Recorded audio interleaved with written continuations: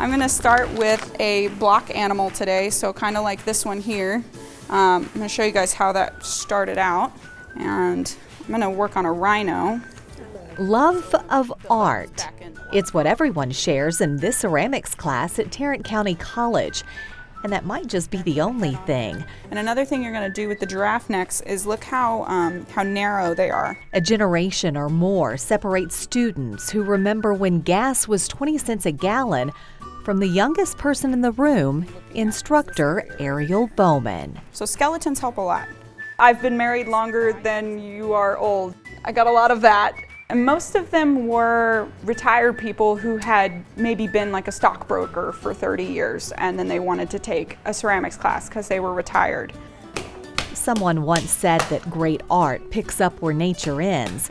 And if that's true, then Ariel Bowman's students are definitely picking up great art.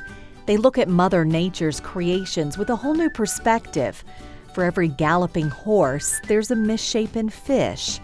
For every pot, a rabbit rests on top of a rhino, and some animals haven't been seen for millions of years. You can just add where you need to and take away where you need to. My main focus is prehistoric animals, so I research prehistoric mammals like mammoths, sloths, rhinos, all of these different prehistoric mammals that existed after the dinosaurs. And I look at their skeletons and at modern day reconstructions of them, and then I try and recreate them in clay, kind of bring them back to life in a way. And you add a little color to it? I do. So most of my prehistoric animals in the last series that I did were in what I call a prehistoric circus. I put them in that setting to kind of provide myself a way to introduce these strange animals to people, just like people used to go to the circus a long time ago to see an elephant for the first time. I used the circus to show people a prehistoric elephant that maybe had really strange tusks that curved backwards or something unexpected like that. You probably won't see any of these creatures the next time you're at the circus, but Ariel's art still travels from big top to big top. Galleries featuring her work bring people face to tusk with animals from an ancient time.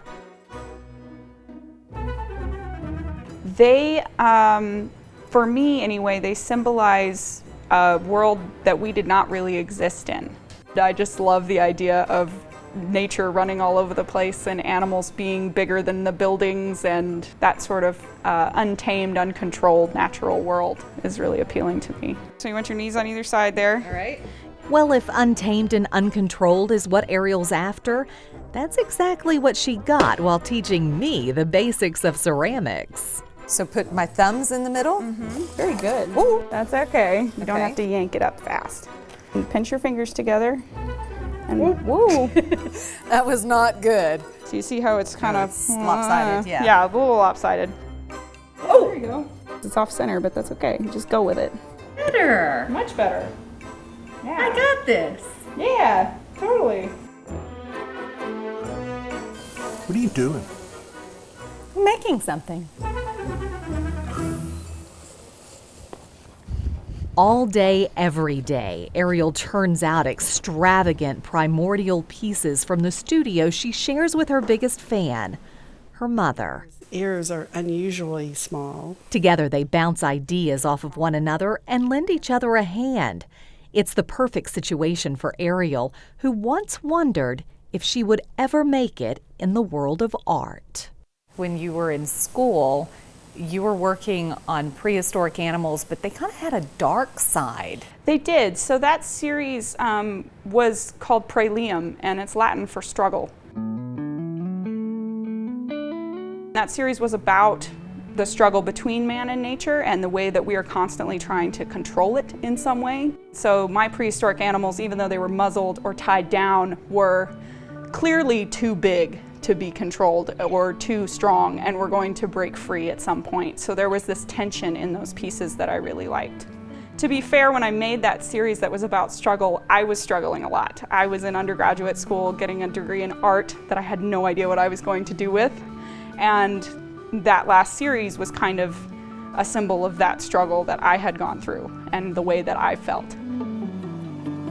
Ariel's now grown as an artist, and even though she sees Prehistoric as an important part of her past, the Circus series gives her a chance to show the art world her true personality.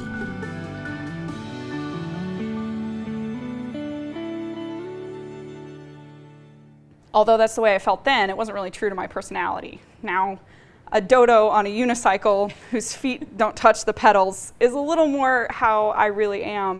My favorite right now are these pyramids of elephants. I call them pyramids of pachyderms. When I first came up with the idea, I thought, how am I going to do this? Clay does not like to balance on a small point and have anything large on top. But the way I approach all my ideas is that I want to make this, and I'm going to figure out how, yes. And it ended up balancing. And I just thought that was really cool. And that aspect of it too related back to other things that I feel really strongly about, like the balance in nature and the way that one little thing can cause a whole species to become extinct. And these prehistoric animals all balancing on top of each other and being so precarious, that piece is kind of a really good symbol of everything I'm trying to talk about.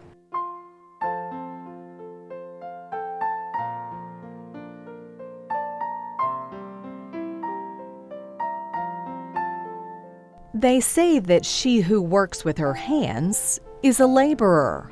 She who works with her hands and her head is a craftsperson.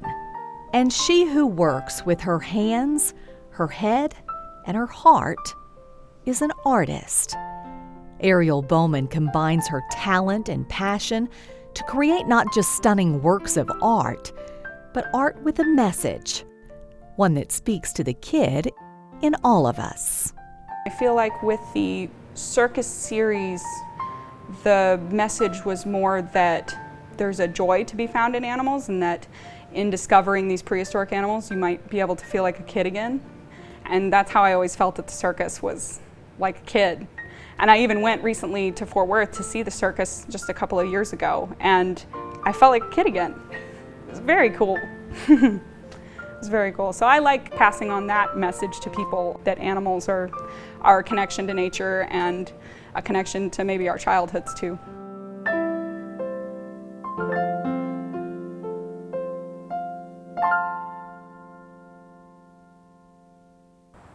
Looking for more stories like this one? Just hit the subscribe button for more great stories about Texas and Texans.